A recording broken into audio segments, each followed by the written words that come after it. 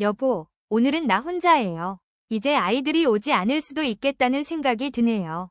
당신이 기다릴까 봐 미리 말하는 거예요. 윤명자 할머니는 눈물을 흘리며 혼잣말을 하고 있었습니다. 미안해요. 모든 게 제 잘못이에요. 제가 짧게 생각해서 두 사람의 인생을 망쳤어요. 이제 벌을 받는 것 같아요. 아이들이 모두 저를 떠나버렸어요. 남편이 세상을 떠난 후 혼자 지내는 게 익숙했지만 오늘은 왠지 더 낯설게 느껴졌습니다. 진정으로 혼자가 되었다는 사실이 가슴 깊이 다가왔습니다. 후회가 너무 많아요. 시간이 되돌릴 수만 있다면 절대로 그런 선택을 하지 않았을 거예요.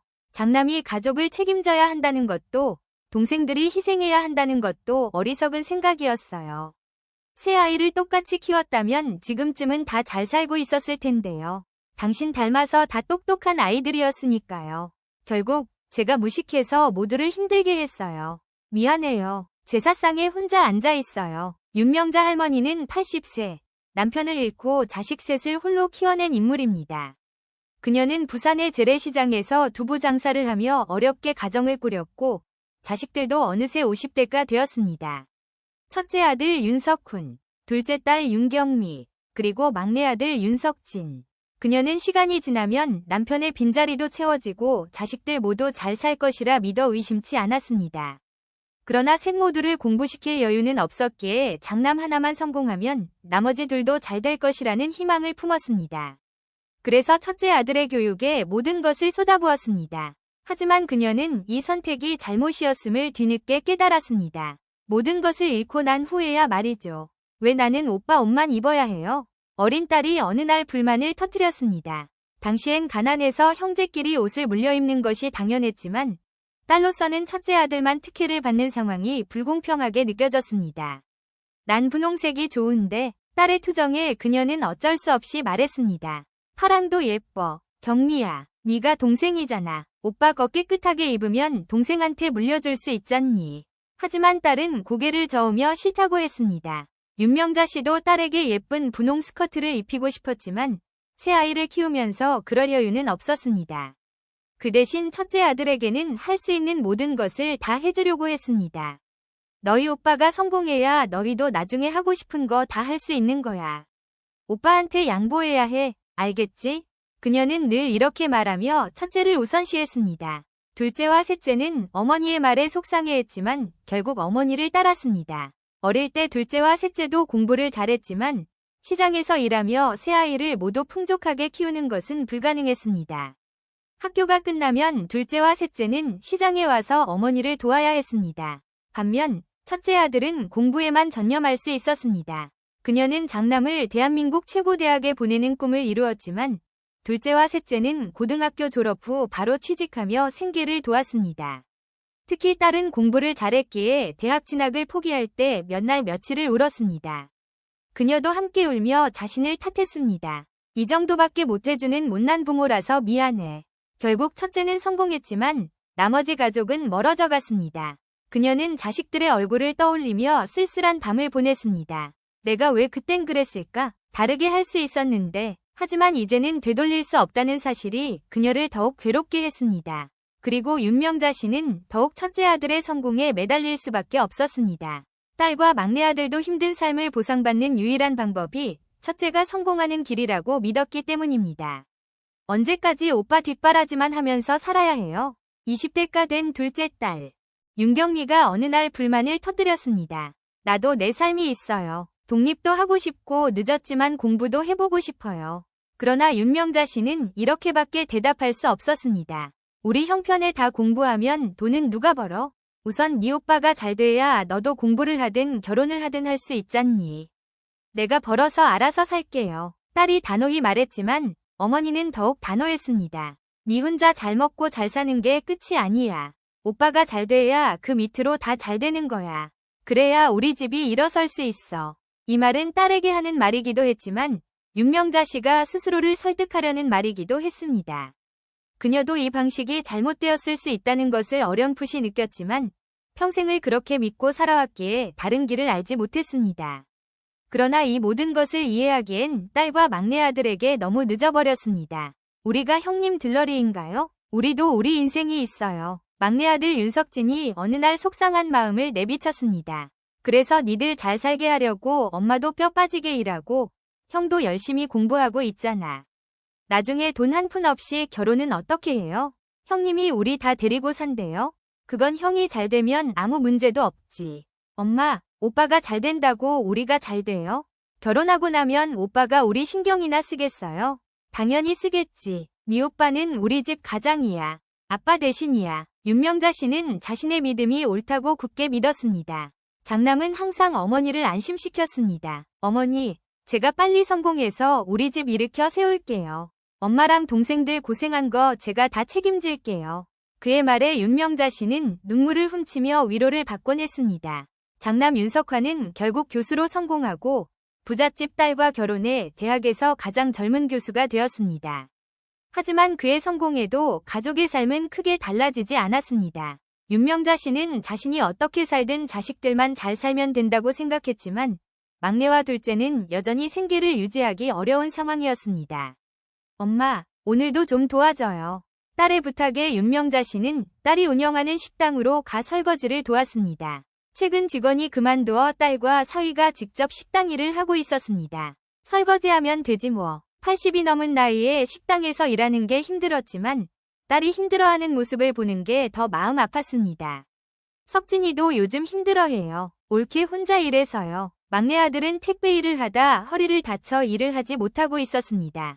아이고, 어쩌면 좋니. 딸은 장사가 잘 되지 않아 월세를 내는 것도 빠듯하다고 토로했습니다. 대출도 갚아야 하고 지수도 대학 졸업한 지 1년이나 됐는데 아직 취직을 못해서 힘들어해요.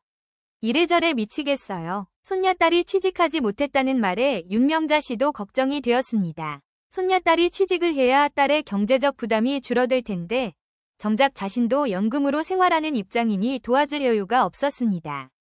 딸이 조심스럽게 물었습니다. 엄마, 아빠 돌아가실 때 있던 땅 있잖아요. 오빠 명의로 넘긴 거, 그거 좀 팔자고 말해보세요. 남편이 남기고 간 유일한 재산은 고향에 있는 땅이었습니다. 그 당시엔 큰 금액이 아니었지만 근처에 신도시가 들어서면서 가치가 올랐습니다. 하지만 그 땅은 이미 첫째 아들 명의로 바뀌어 있었습니다. 그건 나중에 나눠준다고 했으니까 한번 말은 해볼게. 근데 오빠가 나눠줄 사람이에요? 그냥 자기 혼자 가질 사람이죠. 아무리 그래도 네 오빠가 그런 사람은 아니야. 딸은 어머니의 말을 듣고 답답해하며 울분을 토했습니다. 엄마는 아직도 오빠를 몰라요. 오빠가 우리 힘들 때마다 왜 외면했는지 아세요? 그때 땅만 팔아서 도와줬어도 우리 이렇게 살진 않았을 거예요. 아니, 오빠 뒷바라지만 안 했어도 우리가 이렇게는 안 살았다고요. 딸의 울음 섞인 말에 윤명자 씨는 큰 죄책감을 느꼈습니다. 하지만 큰아들이 아직 가족을 도울 기회를 찾고 있을 거라 믿었습니다. 윤명자 씨가 아는 장남은 결코 냉정한 사람이 아니었습니다. 그럼 우선 석환이한테 지수 취직 좀 시켜달라고 말해볼까? 딸은 코웃음을 치며 말했습니다. 오빠가 올케 회사에 취직을 시켜줄 리가 있나요? 윤명자 씨는 아들에게 부탁해볼 생각을 했습니다. 며느리는 세무사였고 사무실에서 일할 자리가 있을지도 모른다고 기대했지만 딸은 이미 기대를 접은 듯했습니다. 윤정숙 씨는 큰아들에게 마지막으로 부탁해보려 했습니다. 하지만 딸의 말처럼 이는 이미 희망 없는 시도일지도 모른다는 것을 알고 있었습니다. 첫째와 나머지 자식들의 사이가 이미 너무 멀어졌기 때문입니다. 딸과 막내 아들은 형에게 도움을 요청했던 모든 순간들이 거절로 돌아왔다는 기억만 가지고 있었습니다. 결혼 자금이 부족했던 때, 전세금을 못 올려 월세로 이사 갔을 때, 아이가 아파 병원비가 필요했던 때 모두 형의 답은 한결같았습니다. 나도 힘들다. 이 말에 결국 둘째와 막내 아들은 형과의 관계를 포기했고 마음의 문을 닫았습니다. 윤정숙 씨는 이 간극을 메우기 위해 여러 번 노력했지만 자식들의 단단히 닫힌 마음을 열기란 쉽지 않았습니다. 그녀는 형제 간의 오해를 풀고 화목했던 옛날로 돌아가길 원했지만 이는 그녀 혼자만의 바람이었습니다. 그럼에도 불구하고 그녀는 지수의 취직 문제로 큰아들에게 전화를 걸어야겠다고 결심했습니다. 바쁘니? 윤 씨가 어렵게 말을 꺼냈습니다. 늘 그렇죠. 무슨 일인데요? 큰아들의 차가운 반응에 윤 씨는 순간 멈칫했지만 용기를 내어 말했습니다. 지수 있잖아. 경미 딸. 아직 직장을 못 구했대. 내 아내 회사에 자리가 있으면 좀 넣어줄 수 없을까 해서. 지수가 어느 학교 나왔는데요? 큰아들은 즉각 물었습니다. 윤 씨가 지방 전문대를 졸업했다고 하자 큰아들은 단번에 거절했습니다. 어머니, 우리 회사 아무나 들어올 수 있는데 아니에요. 윤 씨는 다급히 말했습니다. 그래도 애가 어릴 때부터 공부도 잘했고 열심히 해. 작은 자리라도 주면 잘할 거야.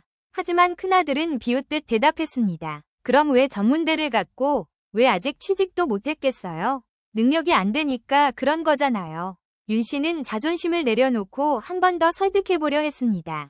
요즘 취직이 어렵잖니. 작은 자리라도 부탁한다. 그러나 큰아들은 냉정했습니다. 조카라고 아무나 뽑는 데 아니에요. 세무사 자격증 따오면 뽑아주죠. 그렇게 어려운 시험을 어떻게 갑자기 보니? 윤 씨가 묻자 큰아들은 무심하게 대답했습니다.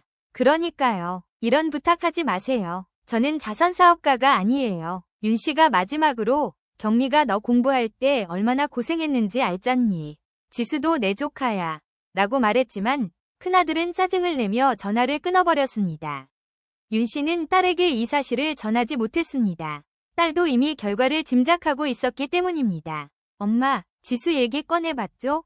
딸이 물었고 윤 씨는 대답 대신 한숨을 쉬었습니다. 당연히 싫다고 했겠죠. 이제 그런 부탁하지 마세요. 엄마만 상처받고 기분 나쁠 뿐이에요. 딸의 말에 윤 씨는 속이 아팠지만 그녀의 말이 맞다는 것을 부정할 수 없었습니다. 딸은 이어서 말했습니다. 형한테 그 땅 팔아서 나눠달라고 해요. 우리 신경 안 쓰고 살 수 있게요. 윤 씨는 큰아들과의 관계가 틀어질 대로 틀어진 딸과 막내아들의 반응에 괴로워했습니다. 막내아들이 말했습니다. 엄마, 형님한테 왜 자꾸 연락을 해요? 우리끼리 바닷가 가면 되는 거잖아요. 윤 씨는 작은 희망을 품고 말했습니다. 그래도 형도 같이 가면 좋지 않겠니? 서로 오해도 풀고. 하지만 막내아들은 단호히 말했습니다. 오해 같은 거 없어요. 형님은 우리를 가족이라고 생각하지 않아요. 왜 우리가 형님을 챙겨야 하죠? 결국 윤 씨는 한숨을 내쉬며 모든 것을 체념했습니다. 자식들을 화합시키려는 노력은 이제 더 이상 가능하지 않아 보였습니다. 몇 달 후 큰아들의 전화 한 통을 받으며 윤 씨는 가족 모두가 다시 함께 모이는 일은 없을 것임을 깨달았습니다. 그녀는 한때 화목했던 가족의 추억만을 가슴에 간직한 채 혼자만의 시간을 보내야 한다는 현실을 받아들였습니다. 윤정숙 씨는 오랜만에 큰아들 석환의 전화를 받았습니다. 그녀는 기쁜 마음으로 전화를 받았지만 곧 아들의 말에 충격을 받게 되었습니다. 어머니, 저희 가족 올해 말에 미국으로 이민 갑니다. 아들의 담담한 목소리에 그녀는 믿을 수 없었습니다. 이민? 그럼 언제 다시 오니? 그녀가 묻자 석환은 차갑게 대답했습니다. 글쎄요, 10년, 20년, 아니 아예 안 올 수도 있어요. 그 말을 들은 윤 씨는 무너지는 마음을 억누를 수 없었습니다. 그녀는 간신히 목소리를 가다듬고 물었습니다. 경민이랑 석천이는 어떡하니? 너만 믿고 우리가 평생을 살았는데 이렇게 훌쩍 떠나버리면. 하지만 석환은 깊은 한숨과 함께 냉정하게 말했습니다. 어머니, 제가 언제 동생들 뒷바라지하겠다고 했나요? 저는 제 가족 책임지는 것도 벅차요. 윤 씨는 참을 수 없었습니다. 너 공부할 때 경민이랑 석천이가 얼마나 고생했는지 알잖니. 그들 덕분에 네가 여기까지 온 거야. 그런데 이렇게 나 몰라라 하면 안 되지.